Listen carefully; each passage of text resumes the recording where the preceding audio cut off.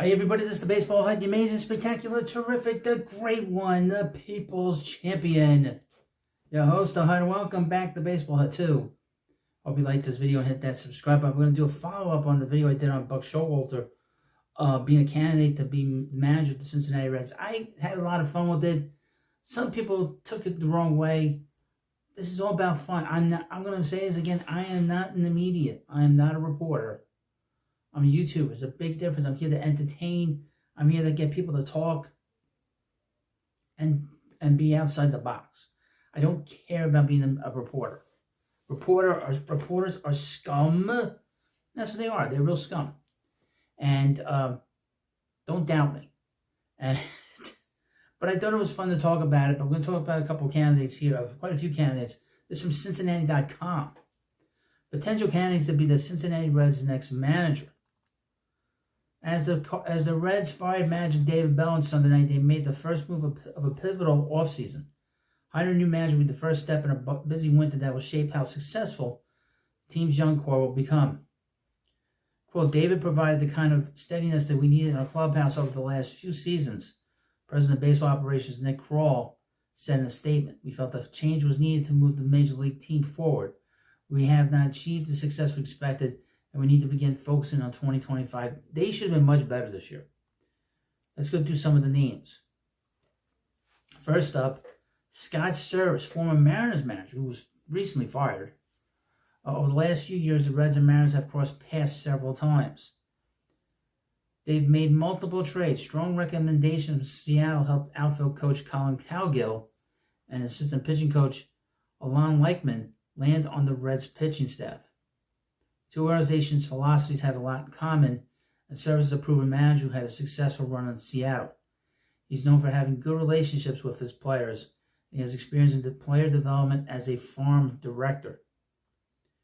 Service was fired this summer as the Mariners' offense couldn't get out of a slump, but he has a career .680 and .642 record and 9 years in Seattle.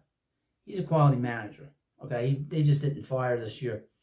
He's a former player with Midwest ties, and his experience managing Julio Rodriguez can carry over into working with Ellie De La Cruz.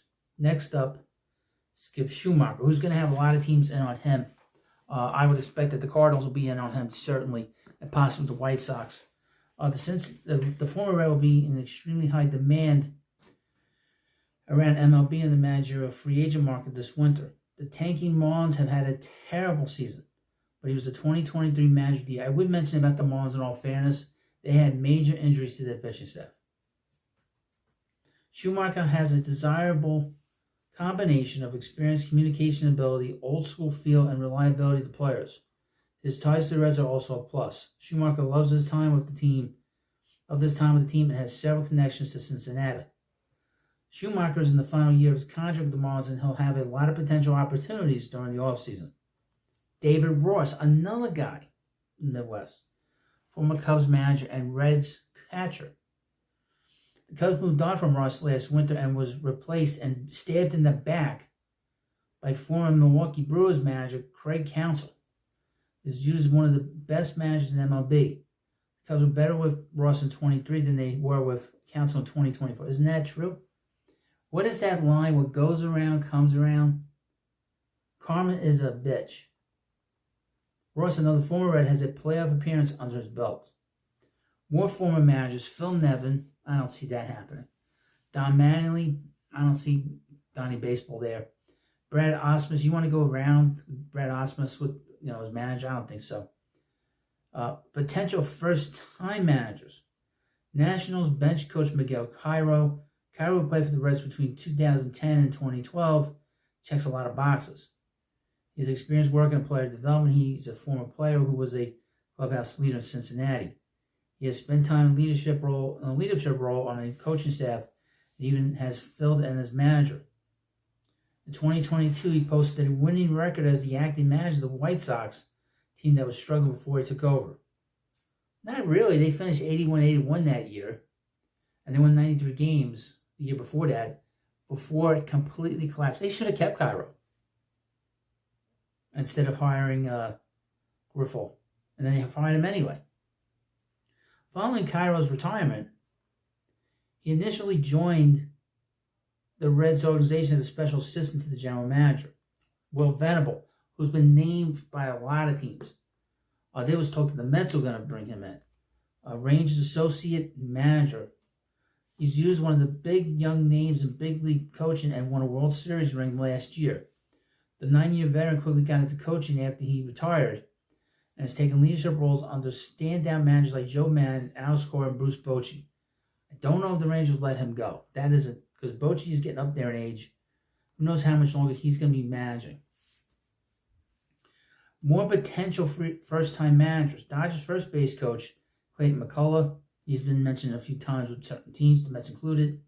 Mariners first base coach Christopher Negron. I don't know much about him. Internal options. Reds interim manager Freddie Benavides. He's one of the longest tenured employees in the entire organization and earned a special thank you from Joey Votto when the Reds legend announced his retirement. Benavides made that much of an impact on Votto's development, and he's doing the same with De La Cruz. He's a direct, honest communicator who develops strong relationships and has an old-school feel. Reds outfield coach Colin Cowgill, former Met. The trend around MLB is promoting young former players into managerial roles. Cowgill's impact has been on display as he turned the Reds into an aggressive base-stealing team, and his hands-on approach led to him making quick connections with the players when he joined the staff last year. And this is a long shot. Senior advisor Barry Larkin, former Hall of Fame shortstop, has worked in the Reds organization front office for the last decade and spent the last 4 seasons as a broadcaster. Larkin's more of a long shot candidate according to sources. I don't know why they even bother putting these names up. A couple other guys, internal guys, bench coach Jeff Pickler, and AAA manager Pat Kelly, former Yankee, and he played for the Reds too.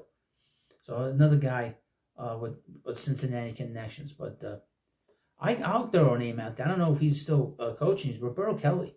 Surprised that he hasn't managed in his career. You know. Well, you let me know what you think about this video. Of course, please subscribe to the Baseball Hut too.